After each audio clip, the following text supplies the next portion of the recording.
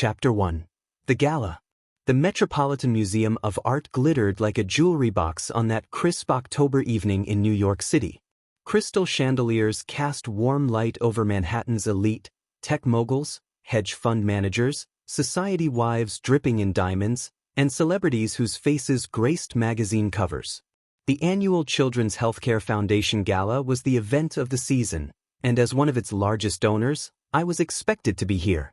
My name is Robert Chen. At 42, I'd built Chen Technologies from a Stanford dorm room idea into a $15 billion empire. Forbes called me a visionary. Time magazine put me on their cover.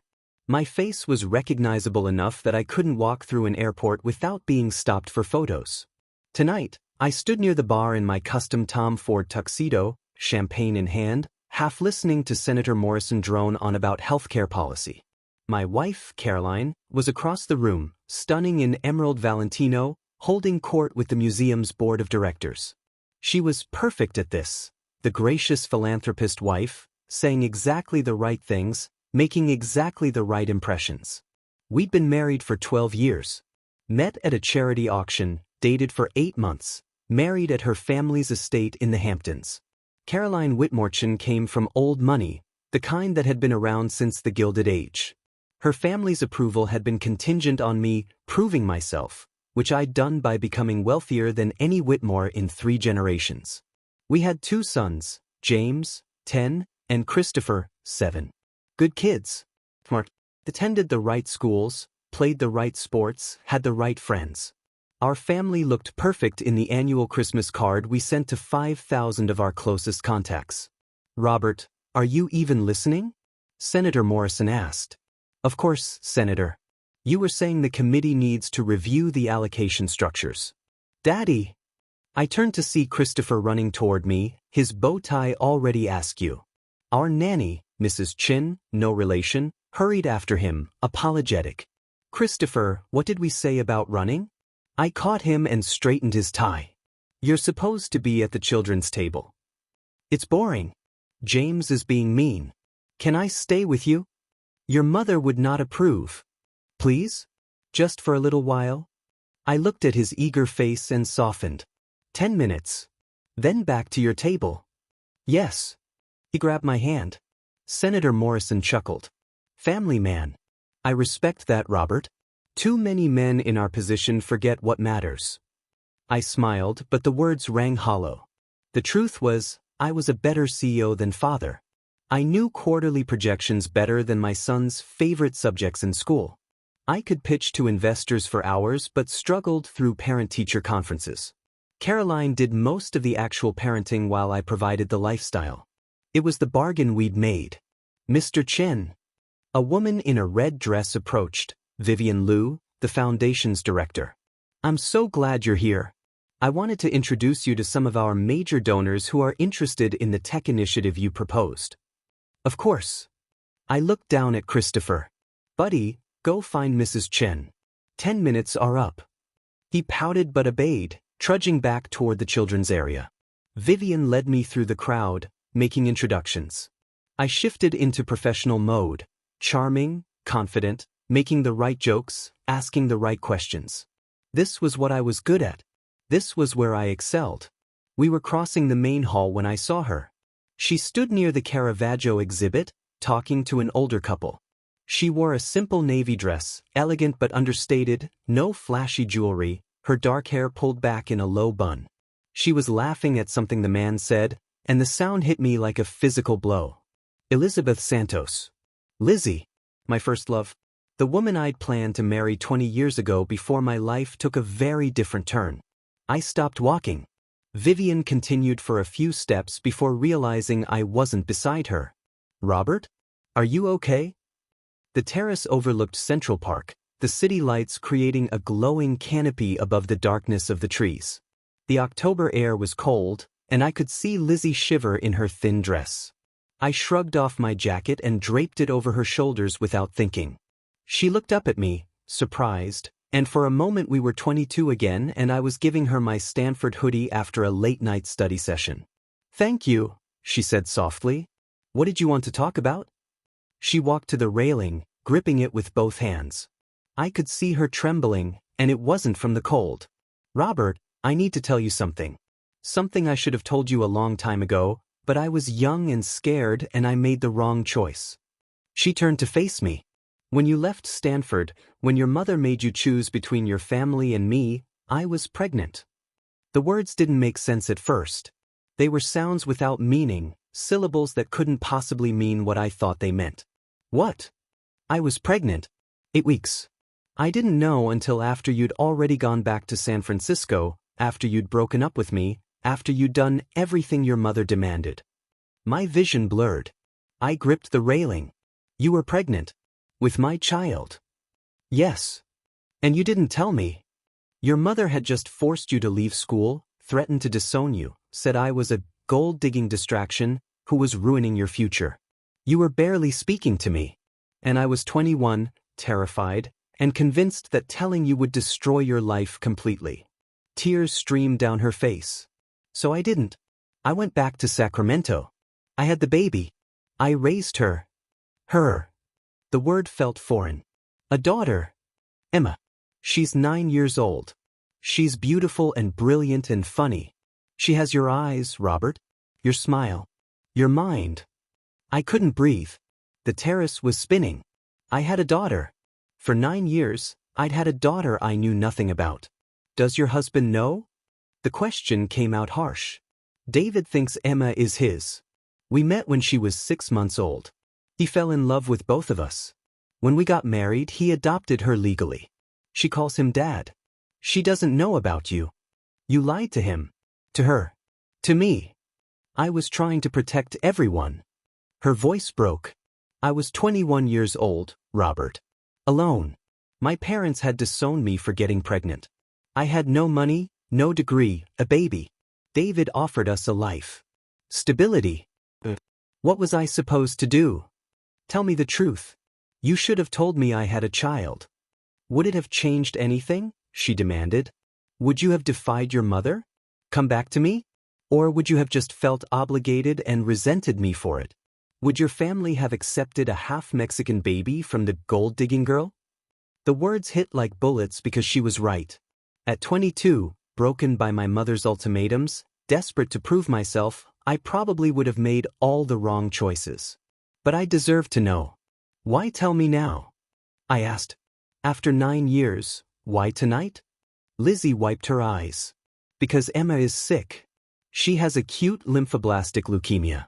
We caught it early, and her prognosis is good, but she needs a bone marrow transplant.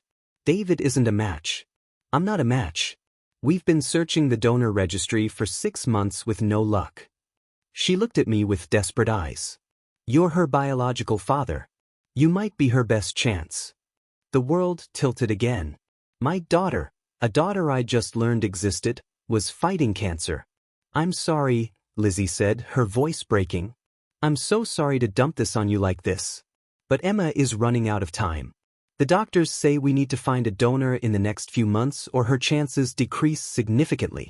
I know I have no right to ask anything of you. I know I kept her from you. But please, Robert, please get tested. Please help save our daughter's life. Our daughter? I had a 9-year-old daughter who was sick, who didn't know I existed, who called another man Dad. Robert. Caroline's voice cut through the night. I turned to see her standing in the terrace doorway, elegant and cold. Is everything all right? She was looking at Lizzy with the calculated assessment of a woman who recognized a threat. Everything's fine, I said automatically. Dr. Miller and I were just catching up. We went to Stanford together. Caroline's smile didn't reach her eyes. How lovely. But darling, the Hendersons want to speak with you about the tech initiative. You really should come inside. It wasn't a suggestion. I'll be right there. Caroline hesitated, then retreated inside, leaving the door slightly ajar. A clear message. This conversation was over. I turned back to Lizzy. She was watching me with a mixture of hope and desperation and resignation. I need time, I said, to process this. To figure out. Emma doesn't have time, Lizzy interrupted. I'm not asking you to be her father. I'm not asking you to upend your life. I'm asking you to take a blood test. To see if you're a match. That's all. That's not all, and you know it. If I'm a match, if I donate, this changes everything. My wife, my sons, my family, Caroline's family, they don't know about you. They don't know about Emma. So you'll let her die to protect your image? Her voice was bitter. That's not fair. None of this is fair. She pulled off my jacket and thrust it at me. I lived with the consequences of my choices for 9 years. I raised our daughter alone while you built your empire and your perfect family. Now I'm asking you to live with the consequences too. To save a little girl's life. Your little girl's life. She walked toward the door, then stopped. I'm at Children's Hospital. 5th floor, pediatric oncology. If you want to meet Emma, if you want to get tested, that's where I'll be. But Robert? Don't wait too long. We're running out of time. She left me standing on the terrace, my world completely shattered. Inside, I could see Caroline watching me through the glass. Beyond her, the gala continued. Music, laughter, champagne, the glittering world I'd built. And somewhere in this city, in a hospital bed, a 9-year-old girl with my eyes was fighting for her life. A daughter I'd never met. A daughter who didn't even know I existed. Chapter 2. The Secret. I didn't sleep that night. I lay in our king-sized bed in our Tribeca penthouse, staring at the ceiling while Caroline slept peacefully beside me and replayed Lizzy's words over and over. You have a daughter. She's sick. She needs you. At 3 a.m., I gave up on sleep and went to my home office. I pulled up a private browser and searched Elizabeth Miller Pediatric Oncology Children's Hospital, New York. Her professional profile appeared first: MD from Johns Hopkins, residency at Boston Children's Hospital, fellowship in pediatric hematology oncology. Published research papers with titles I barely understood. Awards and recognition from medical societies. A serious, professional photo where she looked older, wiser, but still fundamentally the same woman I'd fallen in love with 20 years ago. Then I searched David Miller Software Engineer, New York. Several matches. Without more information, I couldn't identify which one was her husband. The man raising my daughter. The man Emma called Dad.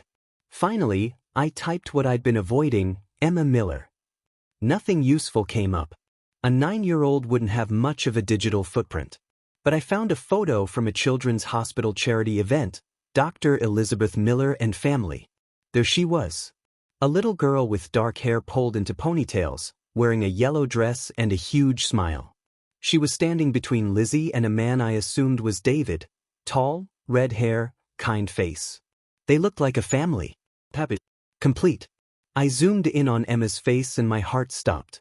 Lizzy was right. She had my eyes. Not just the color, dark brown, but the shape, the way they crinkled at the corners when she smiled. And her smile itself was mine, the slightly crooked one my mother had spent thousands trying to fix with orthodontics.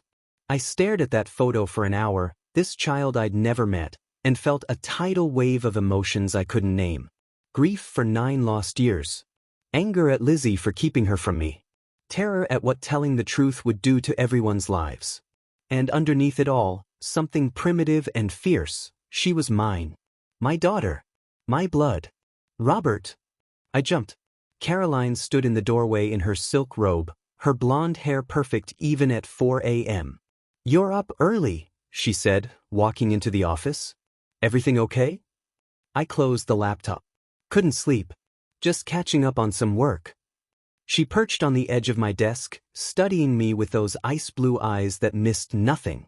You've been strange since the gala. Who was that woman on the terrace? I told you. Dr. Elizabeth Miller. We went to Stanford together. You were more than classmates. It wasn't a question. I should have lied. Should have deflected. But I was too tired, too emotionally raw. We dated. Briefly. 20 years ago. It ended badly. How badly? My mother didn't approve. She was from Sacramento, working class, first-generation Mexican-American. My mother thought she was after the family money. She made me choose Lizzy or my inheritance, my family, my future. And you chose your future. Caroline's voice was neutral, but I heard the calculation underneath. Smart. It didn't feel smart at the time. But it was. She slid off the desk and walked to the window overlooking the city. Robert, I need to know. Is she going to be a problem? What do you mean? Is she going to show up making claims? Asking for money? Trying to insinuate herself into our lives because her college boyfriend became successful? Caroline turned to face me. My family has dealt with women like that before. There are legal teams, settlements, non-disclosure agreements. Stop. I stood up. Lizzy isn't like that. She's a respected physician. She has her own life. Then why did she pull you aside at the gala? What did she want? The question hung in the air. I could lie. Should lie. But the truth was going to come out eventually, and delaying would only make it worse. She told me something. Something that happened a long time ago. I took a breath. When we broke up, she was pregnant. She had a baby. A daughter. Caroline went very still. Your daughter? Yes. And she's just telling you this now? After 20 years? 9 years. The daughter, Emma, she's 9. Still. Caroline's voice was sharp. That's convenient timing, isn't it? You're wealthy now, successful, and suddenly she remembers to mention you have a child. It's not like that. She's married. Her husband thinks Emma is his. They have a life together. Then why tell you it all? Here was the moment. The point of no return. Emma is sick. She has leukemia. She needs a bone marrow transplant and they haven't found a match. Lizzy wants me to get tested. To see if I'm compatible. Caroline absorbed this information with the same analytical calm she used in board meetings. And if you are? What then? Then I could save her life. You could also open us up to a massive scandal. She paced the office. Think about this rationally, Robert. You have a secret child that no one knows about. If this gets out, and it will, because nothing stays secret once hospitals and medical records are involved, it will be everywhere. The tabloids will have a field day. Your perfect family image, destroyed. The Whitmore name, dragged through mud. And for what? A child you've never met who already has a father. She's dying, Caroline. She's a stranger. Caroline's voice was ice. I'm sorry for her situation, truly. But you have responsibilities to your actual family. To James and Christopher. To me. To my family's reputation. You can't just... I can't just what? Let a child die because it's inconvenient. You're not letting her die. There are thousands of potential donors. She'll find a match. But what if she doesn't? What if I'm her only chance? Caroline stopped pacing and looked at me directly. Then you have a choice to make. Your real family or your past. Us or her. Because Robert, if you do this, if you get involved with this woman and her daughter, everything changes. I won't sit by quietly while you destroy what we've built. Are you threatening me? I'm being practical. My family invested in your company when it was nothing. They opened doors for you. They gave you legitimacy in circles you could never have accessed alone. And in return, you gave me respect, security, a family. It was a fair deal. She crossed her arms. But deals can be renegotiated. Or dissolved. My phone buzzed on the desk. A text from an unknown number. This is Lizzy. I'm sorry about last night. I shouldn't have ambushed you. But if you want to meet Emma, I'm bringing her to the hospital for treatment tomorrow at 2 p.m. No pressure. I understand if this is too much. But the offer stands. I stared at the text. Tomorrow at 2 p.m. 14 hours from now. What is it? Caroline asked. Nothing. Work email. She studied me for a long moment, then nodded. I have a charity lunch today, then I'm taking the boys to my mother's for dinner. We'll be back by 9. She walked to the door, then paused. Robert, I meant what I said. I've built a life I'm proud of. I won't let anyone, not even a sick child, threaten it. So whatever you decide, make sure you're prepared to live with the consequences. She left. And I sat there, caught between two impossible choices. The family I'd built or the daughter I'd never known I had. At noon, I called my assistant and cleared my afternoon schedule. At 1 p.m., I left my office in Midtown and walked toward Children's Hospital on the Upper East Side. I didn't tell Caroline. Didn't tell anyone.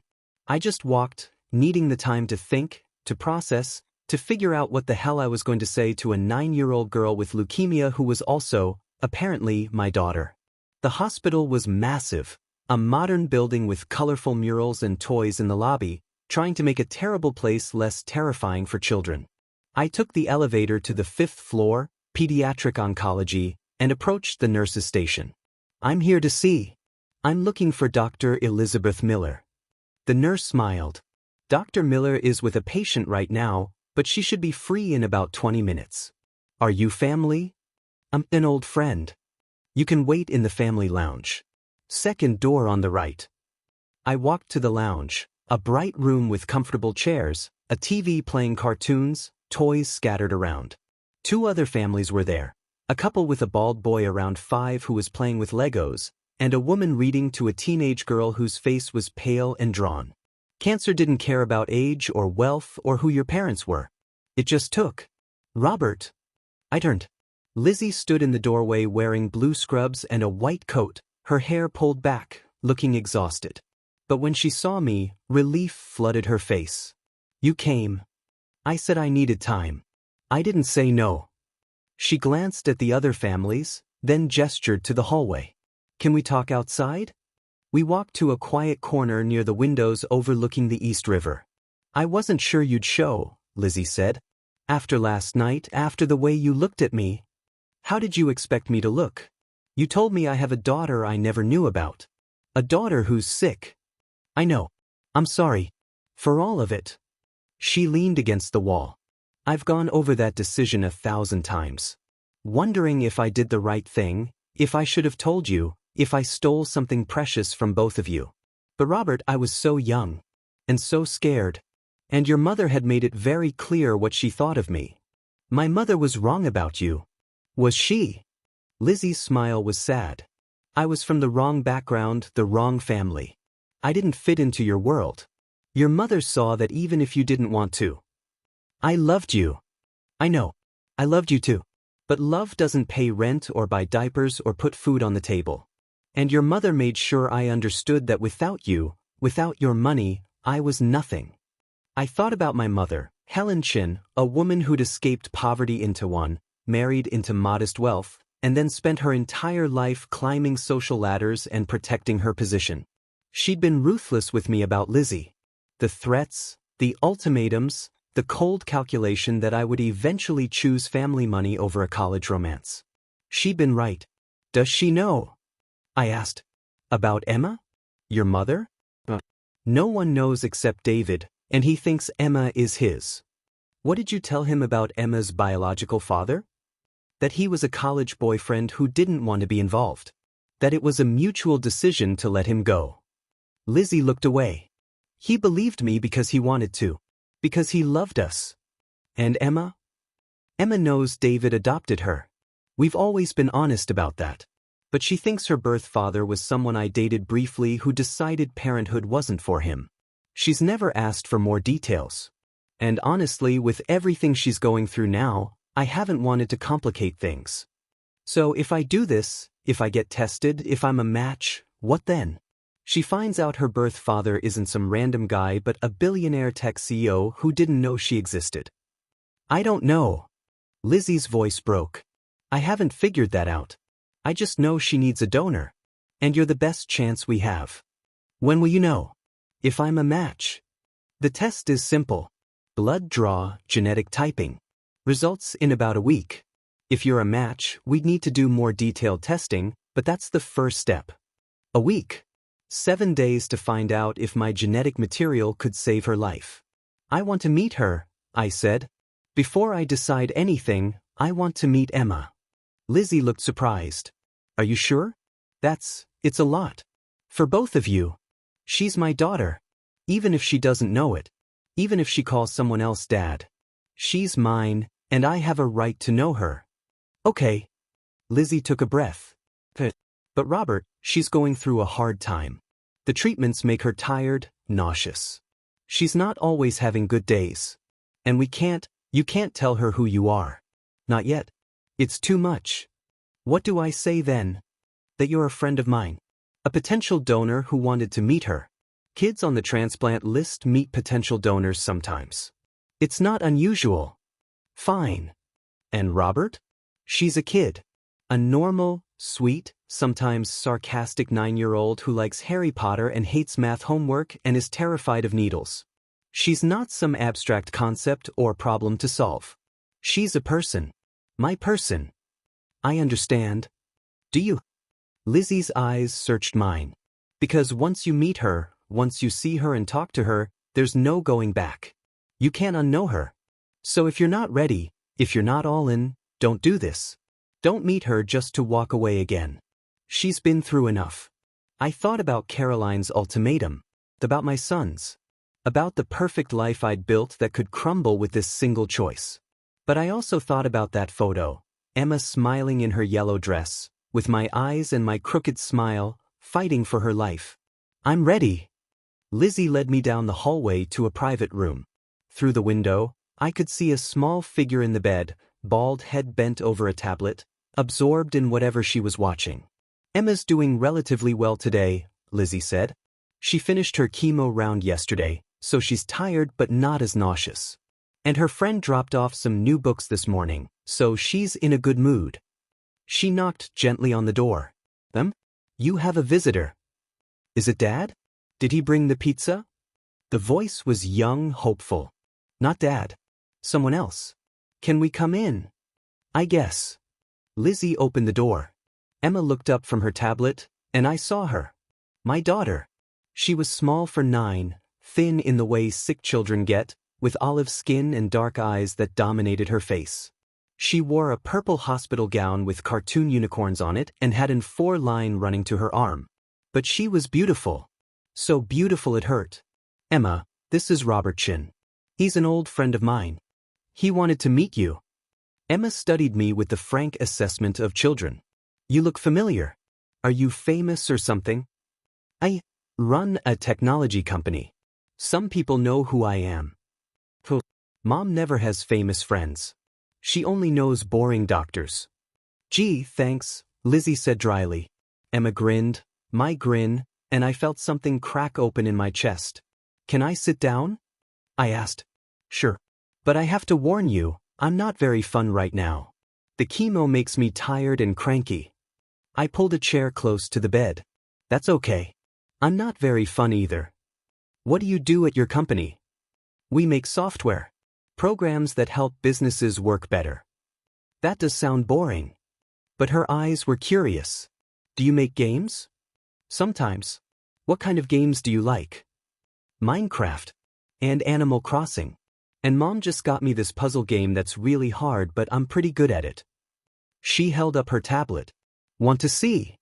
For the next hour, I sat with Emma while she showed me her games, told me about her school, which she was doing remotely now, complained about her younger brother, Dad's actual kid, and he's so annoying, and talked about what she wanted to be when she grew up, maybe a vet, or maybe an astronaut, or maybe both.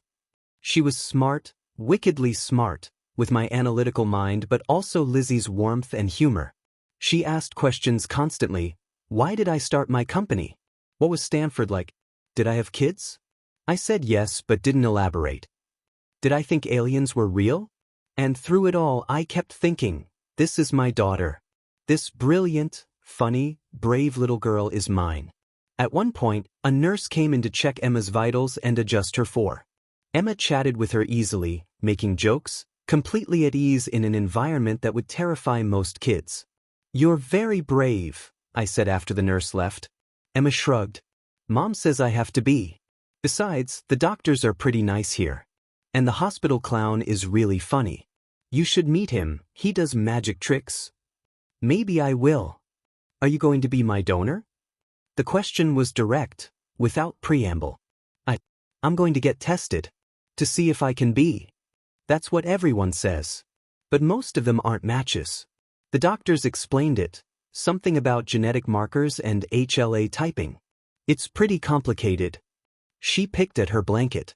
David, my dad, he got tested but he wasn't a match. He cried when they told him. He never cries. He loves you very much. Yeah. He's pretty great. Even if he thinks his jokes are funnier than they are. What happens if they find a match? I asked carefully. They take some of your bone marrow, which sounds really gross but apparently isn't that bad, and put it in me. And then hopefully it works and the cancer goes away and I get to go home and be normal again. She said it matter-of-factly, like describing a school project. But they have to find a match first. And Mom's been worried because we've been looking for a while. Your mom is a good doctor. She'll figure it out. She's the best doctor. Everyone says so. Emma yawned. Sorry. I get tired really easy now. I should go. Let you rest. Will you come back? She looked at me with those eyes, my eyes, and I felt my heart crack completely. Most people visit once and then don't come back. They say they will, but they don't. It's okay if you can't. I'll come back, I said. I promise. Pinky promise? She held out her small hand, pinky extended. I hooked mine around hers. Pinky promise. Emma smiled, satisfied, and settled back into her pillows. You're nicer than I thought rich people would be. What did you think rich people were like? Mean. Stuck up. Like in movies. Some of us are, I admitted. But not all. I'm glad you're the not mean kind. Lizzy walked me out while Emma drifted off to sleep. Thank you, she said quietly.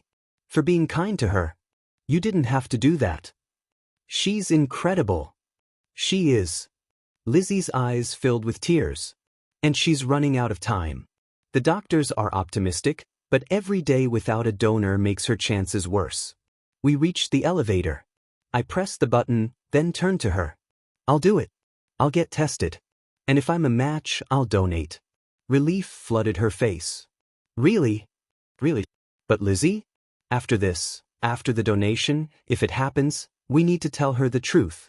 She deserves to know who I am. I know. I've known for a while that the lying can't last forever. But what about your family? Your wife? I'll handle Caroline. Will you? Lizzy touched my arm. Robert, I saw her at the gala. I saw the way she looked at me. Women like that don't give up power easily. And you represent a lot of power. She'll understand. Eventually. But even as I said it, I wasn't sure I believed it. The elevator arrived. I stepped in and turned back to face Lizzy. I have one condition. What? I want to be involved. Not just as a donor, but after. In Emma's life. I've already missed 9 years. I don't want to miss any more. Lizzy closed her eyes, then nodded. We'll figure it out. Together. The elevator doors closed, and I rode down to the lobby, my mind spinning. I just promised to save my daughter's life and become part of it. A promise that would destroy everything else I'd built. But looking into Emma's eyes, hearing her laugh, feeling her small pinky wrapped around mine, I knew I couldn't do anything else. Some choices aren't really choices at all. Chapter 3, Collateral Damage. I told Caroline that night. We were in the dining room of our penthouse, the boys already in bed, the city glittering below us through floor-to-ceiling windows. Caroline sat at one end of our 12-seat table, me at the other, like we were negotiating a business deal rather than discussing our marriage. I met her today, I said. Emma. My daughter. Caroline's wine glass paused halfway to her lips. She set it down carefully, her face impassive. I thought we agreed you would think about this. You suggested I think about it. I never agreed. Semantics. She dabbed her mouth with her napkin. How was it? Meeting your illegitimate child. The word landed like a slap. Don't call her that. What else would you call a child born outside of marriage whose existence was hidden for nearly a decade? A little girl fighting cancer. A little girl who deserves better than your contempt. Caroline leaned back in her chair. You're right. That was unfair. I'm sure she's lovely. But Robert, this changes everything. You understand that, don't you? I'm getting tested tomorrow. If I'm a match, I'm donating. That's not negotiable. And after the donation? What then? You just walk away, mission accomplished, conscience clear? No. I'm going to be part of her life. She's my daughter. I have a right. You have responsibilities, Caroline interrupted. To James and Christopher. To me. To this family. Those come first. They don't have to be mutually exclusive. Don't they? She stood, pacing to the windows. Think about what you're suggesting. You'll split your time between this penthouse and some hospital room. James and Christopher will have questions about where Daddy keeps disappearing to. Eventually, someone will see you at that hospital and leak it to the press. And then what? How do we explain to our sons that they have a half-sister? How do I explain to my family that my husband has a secret child from before our marriage? We tell them the truth. The truth is complicated and messy, and it makes us look like fools. She turned to face me. My family built their reputation over 4 generations. They've weathered scandals before, but they've always controlled the narrative. This? A secret child? A dying girl? The spurned first love? This is tabloid gold, Robert. This will define us. So what are you suggesting? That I let her die to avoid bad press? I'm suggesting you donate, anonymously, quietly, the way donors usually do, and then walk away. Be the hero who saved her life without destroying ours. She deserves to know her father. She has a father. David, you said his name was? The man who's been there for her whole life? Let him be her father. You can be the anonymous donor who gave her a second chance. I stared at my wife, this beautiful, polished woman I'd been married to for 12 years, and realized I barely knew her. When did you become so cold? I'm not cold. I'm practical. Someone has to be. She returned to the table, standing behind her chair. Robert, I've given you 12 years. I've been the perfect wife, the perfect mother, the perfect partner for your career. I've smiled through boring tech conferences and stood beside you through every photo op. I've raised our sons to be exactly who they're supposed to be. And I've never asked for more than what we agreed on: respect, security, and stability. And you've gotten all of that. Have I? Because right now, you're suggesting throwing it all away for a child you met once. A child who, genetically, is yours, but in every other way belongs to someone else. She's sick, Caroline. She needs me. Thousands of children are sick and need help. We donate to their causes all the time. But you don't try to parent all of them. That's different. But because she shares your DNA. Caroline's voice was sharp now. Robert, be honest with yourself. This isn't about saving Emma's life. Any anonymous donor could do that. This is about your guilt.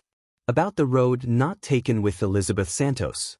About wondering what your life would have been if you'd chosen differently 20 years ago. The accuracy of her words stung.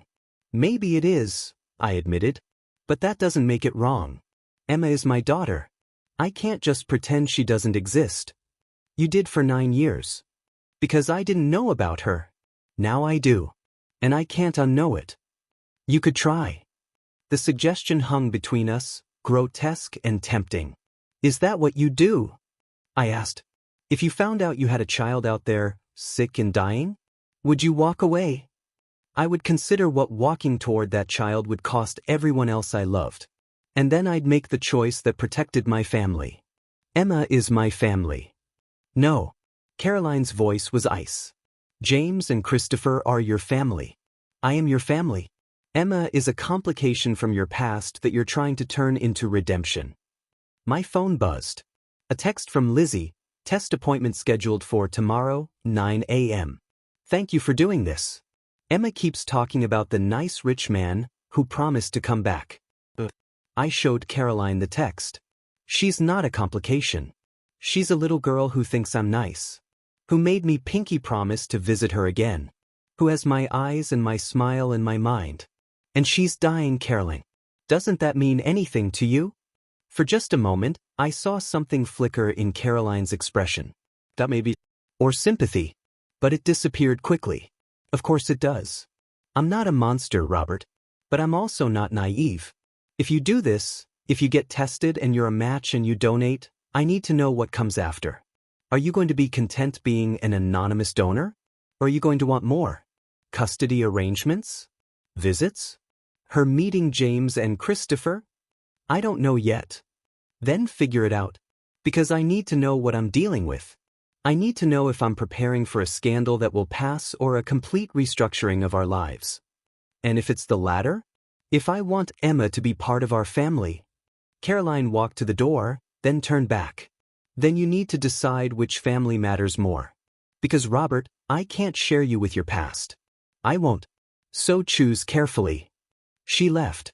And I sat alone at our dining table, surrounded by wealth and luxury and the trappings of success, feeling more trapped than I ever had at 22 when my mother had given me a similar ultimatum. History, it seemed, was repeating itself. The genetic test was simple. A blood draw, some paperwork, and a promise that results would be ready in 5 to 7 days.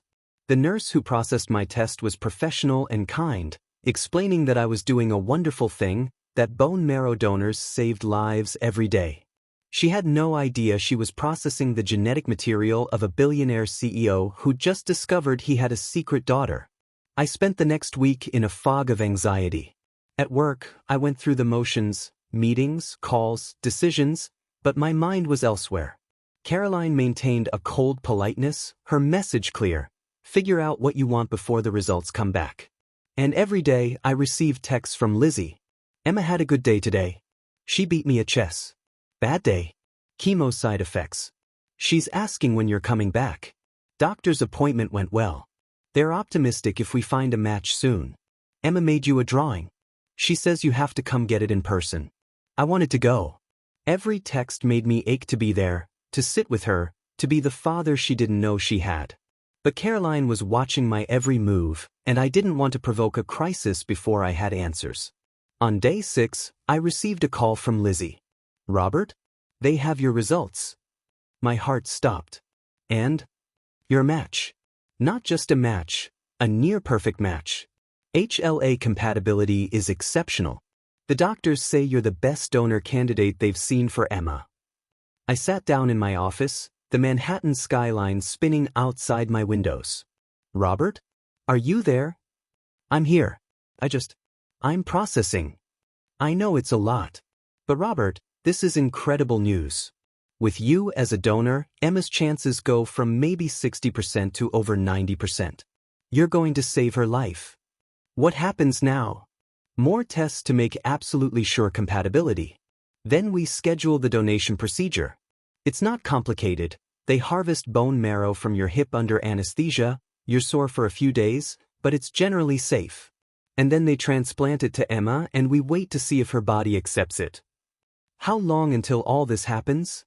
The doctors want to move fast. Maybe 2 weeks for additional testing, then the procedure itself. Emma's counts are dropping, so time is critical. 2 weeks. In 2 weeks, I'd be in a hospital giving part of myself to save a daughter I barely knew. I'll do whatever they need. Thank you. Lizzy's voice broke. Thank you so much. You're giving her a future, Robert. You're giving us hope.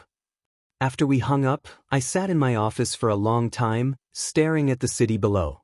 Somewhere down there, Emma was in her hospital room, waiting, hoping, fighting. And I was about to become the most important person in her life, whether she knew it or not. I told Caroline that night.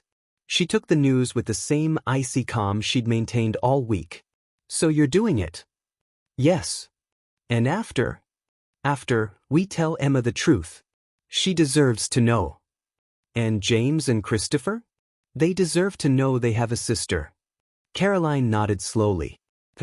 Then I need you to understand something. If you do this, if you tell Emma, if you bring her into our lives, I'm done. The words landed like physical blows. What? I'm filing for divorce. I'll take the boys. We'll split assets according to our prenup. You can see James and Christopher on weekends, holidays.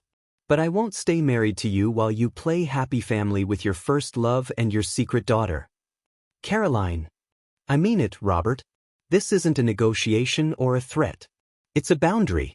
I can accept you saving her life. I can even accept you having some peripheral relationship with her as her biological father. But I will not accept her becoming a central part of our family. I will not explain to our sons that daddy's other daughter, the one from before mommy, gets equal time and attention. I will not smile through family photos that include the child of another woman. You're asking me to choose. No. You already chose. When you met her. When you got tested. When you decided she mattered more than our marriage. Caroline's voice was steady, final.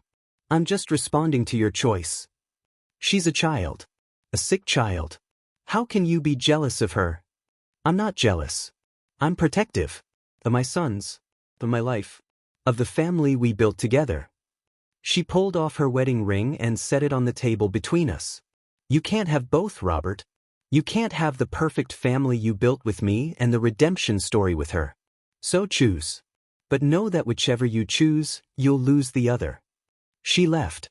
And I stared at her wedding ring, platinum and diamonds, the one I'd put on her finger 12 years ago, and realized she was right.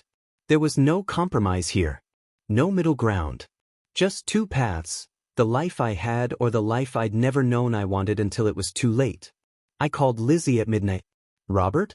Is everything okay? Caroline's leaving me. If I go through with the donation and tell Emma the truth, she's filing for divorce and taking the boys. Silence. Then, oh God. Robert, I'm so sorry. I never meant. I know. This isn't your fault. I paced my empty office, unable to sit still. But I need to know something. If I do this, if I donate and be Emma's father and lose my marriage in the process, will it matter? Will you let me be part of her life? Or will I just be the donor who shows up for birthdays? Robert. Because Caroline's right about one thing. I barely know Emma. She has a father already. A good one from what you've said. What role is there for me? What am I fighting for? You're fighting to save her life. I can do that anonymously. But you don't want to, do you? I thought about Emma's pinky wrapped around mine. Her laugh. Her questions. The way she'd looked at me with trust and hope. No, I don't want to be anonymous. I want to know her. Really know her. But I need to know if that's possible. If there's actually room for me in her life or if I'm destroying my marriage for a fantasy. Lizzy was quiet for a long time. David and I have been talking. About what happens after the donation. About telling Emma the truth. And Robert, it's complicated. Emma loves David. He's been her dad since before she can remember. If we tell her you're her biological father, it's going to confuse her. Maybe even hurt her. So you're saying don't tell her? I'm saying we need to be careful. Strategic. Maybe start as a friend, someone who comes to visit, someone important but not threatening to what she has with David. And then, over time, when she's older and stronger and better able to understand, we tell her the whole truth. How long is over time? I don't know. A year? 2? However long it takes for her to be ready. So I save her life and then what? Visit occasionally? Send birthday cards? Watch from a distance while she grows up with another man as her father. It's better than nothing. Is it? I sat down, exhausted. I don't know, Lizzy. Maybe Caroline's right. Maybe this is about my guilt, not Emma's needs. Maybe the kindest thing I can do is save her life and then let her go. Is that what you want? I want to not have to choose between my sons and my daughter. I want to not destroy my marriage to be part of a life that doesn't have room for me anyway. My voice broke. I want there to be a good answer. But there isn't one, is there? No, Lizzy said softly. There isn't. Just hard choices and consequences we both have to live with. I'm sorry. For calling like this, for dumping this on you. You have enough to deal with. Robert, before you go, I need to tell you something. Something I should have said at the gala. What? I never stopped loving you. Even after you left, even after I married David, even after all these years, I never stopped. And when I saw you that night, it all came back. Every feeling, every regret, every what. She paused. But I also love David. He's been good to me, good to Emma. He deserves better than a wife who's still in love with someone else. So maybe you're not the only one making impossible choices. The admission hung between us, raw and honest. Lizzy, don't say anything. Just know that whatever you decide, I understand. And I'm grateful. For the testing, for meeting Emma, for caring enough to make this hard instead of easy. I'll be there for the donation. That's not a question. But after, I need more time to figure out what's right. Take all the time you need. Emma's life doesn't depend on you being her father. Just on you being her donor. We said goodbye. And I sat in my dark office, my wife's ring on the desk beside me, and realized that sometimes love wasn't enough. Sometimes it wasn't even close. Chapter 4. The Choice. The bone marrow donation procedure was scheduled for a Tuesday morning. I'd been through additional testing, consultations with Emma's medical team, and more paperwork than I'd signed for my last acquisition. The night before, I barely slept. Caroline had moved into the guest room 3 days ago, maintaining a cold distance while we figured out logistics. The boys knew something was wrong. James had asked twice why Mommy and Daddy weren't talking, but we told them it was adult stuff, nothing for them to worry about. Another lie in a growing collection. At 6 a.m., my driver took me to Children's Hospital. Lizzy met me in the pre-op area, looking exhausted but hopeful. How are you feeling? Nervous. Ready. I don't know. I tied the hospital gown. How's Emma? Scared but trying to be brave. They started her preparatory chemo yesterday to kill off her existing bone marrow. It's rough but necessary. Lizzy handed me a folded piece of paper. She asked me to give you this. She made it last night. I unfolded the paper. It was a drawing, crude in the way 9-year-old art is, but clearly Emma's work. It showed 2 stick figures, one tall and one small, holding hands. Above them, in careful lettering, "Thank you for saving me. Love, Emma." My throat tightened. She still doesn't know who I really am? No. To her, you're still just Robert, the nice man who's helping her. Lizzy touched my arm. But she talks about you constantly. About how you promised to come back, how you're not like other adults who disappear. She trusts you, Robert. Please don't break that trust. Before I could respond, the anesthesiologist entered. Mr. Chen? We're ready for you. The procedure itself was straightforward. General anesthesia, then the harvesting, doctors using needles to extract bone marrow from my hip. I'd wake up sore and stiff, they'd said, but otherwise fine. The real work would happen after Emma's transplant, the waiting to see if her body accepted my marrow, the months of recovery and monitoring.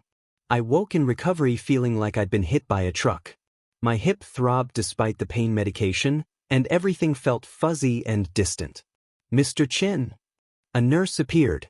The procedure went perfectly. Dr. Miller wanted you to know they're beginning Emma's transplant now. It'll take a few hours, then we'll know more. Can I see her? After?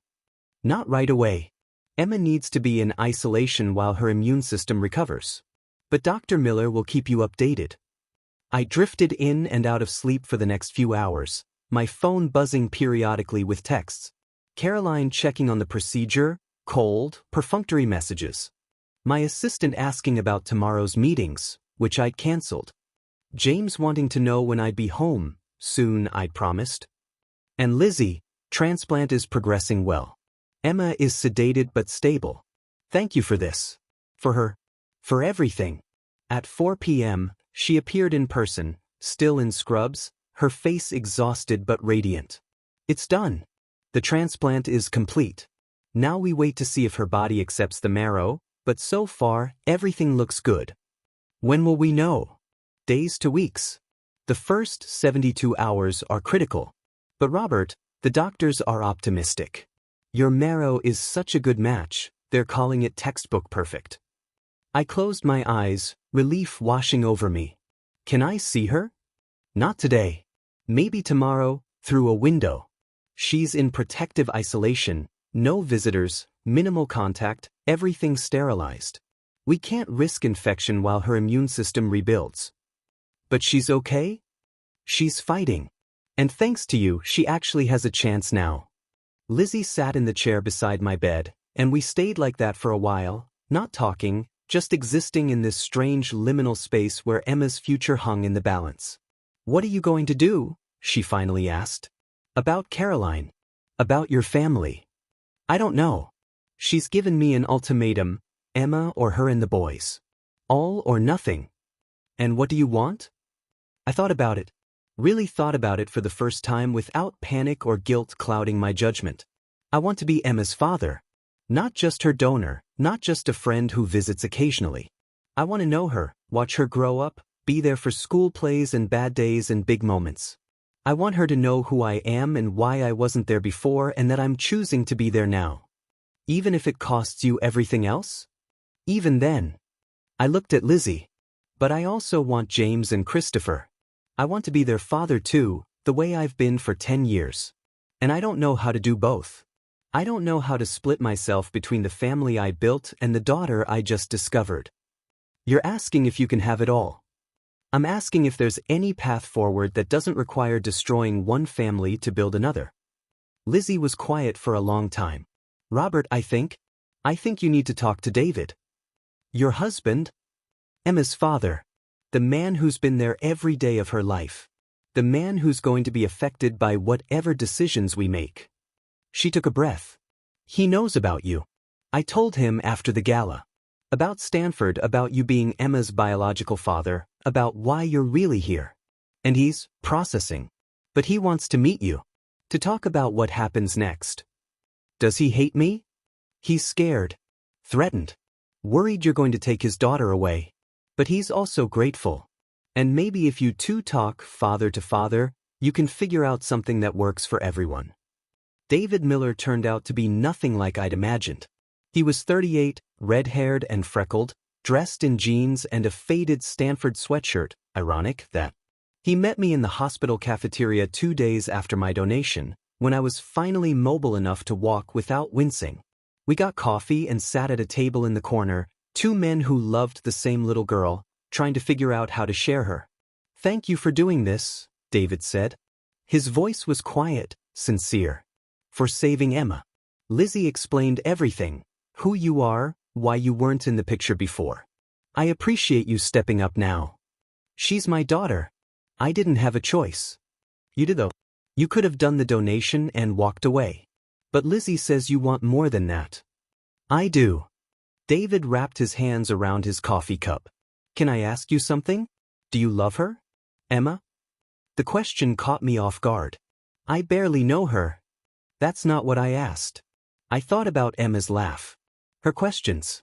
Her drawing. The way she'd made me pinky promise to come back. Just love her. Or I'm starting to. Which terrifies me because I don't know how to fit her into my life without destroying everything else. Join the club, David said wryly. I've been her father for 8 years. I was there for her first word, her first day of school, every nightmare and scraped knee. I read her Harry Potter books at bedtime and taught her to ride a bike. And now I'm supposed to share her with a billionaire tech CEO who has the same eyes she does. I'm not trying to replace you. Aren't you? Lizzy said you want Emma to know the truth. That you're her biological father. Once that happens, once she knows, everything changes. I stop being just dad and become the man mom married after. You stop being a friend and become real dad. He leaned forward. So forgive me if I'm not thrilled about this arrangement. What do you want me to do? I want you to be honest. With me, with Emma, with yourself. What's your endgame here? Do you want custody? Visitation? To be Uncle Robert who sends expensive gifts on birthdays? I want to be her father. She has a father. Then she can have 2. I met his eyes. David, I missed 9 years. I didn't get to see her first steps or hear her first words or teach her anything. That's not your fault or mine. It's just the truth. But I don't want to miss any more. I want to know her. Not as some peripheral figure, but as someone real and present in her life. And what about James and Christopher? Your actual sons? How do they fit into this? They're Emma's brothers. Half-brothers, but still family. Eventually, I want them all to know each other. You want to blend our families. Mix everyone together and hope it works out. I want Emma to have everyone who loves her in her life. Why should she have to choose between her fathers? David laughed bitterly. You really don't see it, do you? You're talking about taking my family, my wife, my daughter, and absorbing them into yours. Making us satellites in your orbit. The rich, successful CEO and his complicated family situation. That's not what Isn't it? David stood. Look, I'm grateful. Truly. You saved Emma's life and I'll never forget that. But she's mine, Robert. I raised her. I loved her mother when she was pregnant and alone. I chose them both when I could have walked away. So you don't get to show up after 9 years and claim equal footing. What are you saying? I'm saying be realistic about what you can have. You can be Emma's donor. You can be a friend, maybe even a mentor as she gets older. But you don't get to be her father. Not the way I am. Not after everything. He left. And I sat in the hospital cafeteria, my hip aching, my marriage crumbling, my future uncertain, and realized that David was right. I'd been thinking about this all wrong. Thinking I could just decide to be Emma's father and make it happen through force of will and wealth and determination. But fatherhood wasn't something you claimed. It was something you earned through years of showing up, of being present, of putting someone else first. David had done that. I hadn't. And no bone marrow donation could change that fundamental truth. 3 days later, Emma's transplant was declared a success. Her body was accepting the marrow, her counts were improving, and the doctors were cautiously optimistic about her prognosis. I watched through the isolation room window as she slept, bald and pale but alive, fighting. Lizzy stood beside me, and David was on her other side, all three of us keeping vigil. "She's going to make it," Lizzy said. "Thanks to you." "Thanks to all of us," I corrected. "You kept her alive until we found a match." David was there every day. I just provided the genetic material. "Don't diminish what you did," David said. He didn't look at me, just kept watching Emma. "You saved her life. That matters." "What happens now?" I asked. "After she recovers?" Lizzy and David exchanged a look. "We tell her the truth," Lizzy said. "Not right away, she needs to get stronger first. But eventually, she deserves to know you're her biological father." "And then?" I asked. "Then we figure it out," David said. "Co-parenting with 3 parents. Visits, birthdays, school events, whatever works for Emma. But it's going to be complicated and messy and nothing like a normal family." "My marriage is ending," I said quietly. "Caroline's filing for divorce. I'll have James and Christopher part-time, Emma part-time. It's going to be chaos." "Welcome to modern families," David said dryly. "Population, all of us." We stood there together, watching Emma sleep, 3 adults who loved one little girl trying to figure out how to give her the best life possible. It wasn't the ending I'd imagined. I wasn't riding off into the sunset with my daughter, building the perfect father-child relationship I'd fantasized about. But maybe that had been the wrong fantasy anyway. Maybe the point wasn't to be Emma's only father or even her primary one. Maybe it was just to be present, to show up, to be one of the people in her corner. I pulled out my phone and texted Caroline, "We need to talk. Not about us, but about how we co-parent through this. James and Christopher deserve better than watching us destroy each other." Her response came 5 minutes later. "Agreed. My lawyer will contact yours about custody arrangements." "But Robert?" I meant what I said. "We're done as a couple. I can't do this anymore." "I know. I'm sorry it ended this way." "Me too." 6 weeks later, I stood in Emma's hospital room, finally out of isolation, while she showed me her collection of Harry Potter wands that various visitors had brought her. "This one is Hermione's," she explained, holding up a wooden wand. "And this one is Harry's. I'm still missing Ron's and Dumbledore's. Dad, said he'd look for them." The slip didn't go unnoticed. We'd told her the truth 2 weeks ago, sitting in this same room, 3 adults trying to explain a complicated history to a 9-year-old recovering from cancer. She'd taken it better than expected. Cried a little, asked a lot of questions, been angry at the years of lies. But mostly, she'd been relieved that there was an explanation for why she looked more like her mom than her dad, why her DNA and David's didn't match. "Can I still call him Dad?" she'd asked. "Because he's my real dad. The one who was there." "Of course," I'd said. "Always." Now, watching her arrange her wands, I felt a contentment I hadn't expected. This wasn't the perfect father-daughter relationship. I wasn't her primary parent. I was the weekend dad, the every other Tuesday dad, the special occasions dad. But I was her dad. One of them. And that was enough. "Robert," Emma said. She still called me Robert, not Dad. Maybe someday that would change, maybe not. "Yeah." Thank you. For the bone marrow. For coming back. For being honest. She smiled, my crooked smile. You're pretty cool. For a rich guy. You're pretty cool too. For a kid. She laughed, and the sound filled the room, chasing away shadows. Outside, the New York winter was setting in. Soon it would snow, and Emma would see it from her hospital window, getting stronger every day. Soon she'd go home, to David and Lizzy's home, and start rebuilding her life. And I'd visit. Every Tuesday for dinner, every other weekend, holidays negotiated between families, school events where 3 parents showed up instead of 2. It wasn't perfect. It wasn't even close. But it was real. And honest. And maybe that was better than perfect anyway. My phone buzzed. A text from James. Can Emma come to my birthday party? Please? I want to meet my sister. I showed Emma the text. Her eyes lit up. Really? I can meet your other kids. If you want to. It might be weird at first. Everything's weird, Emma said philosophically. Might as well make it fun weird instead of bad weird. I texted James back. Yes. I'll talk to her parents. She'd love to come. And just like that, my 2 families started to merge. Messily, imperfectly, with complications I'd been navigating for years. But also with love. And choice. And the commitment to keep showing up, no matter how hard it got. At the charity gala 6 weeks ago, Lizzy had whispered, "You have a daughter." And in the weeks since, I'd learned what that really meant. Not ownership or primacy or some fantasy of instant fatherhood. Just presence. Just showing up. Just being one of the people who loved Emma enough to put her first, even when it cost everything else. It wasn't the life I'd planned. But then again, the best parts of life rarely are. Epilogue. 1 year later.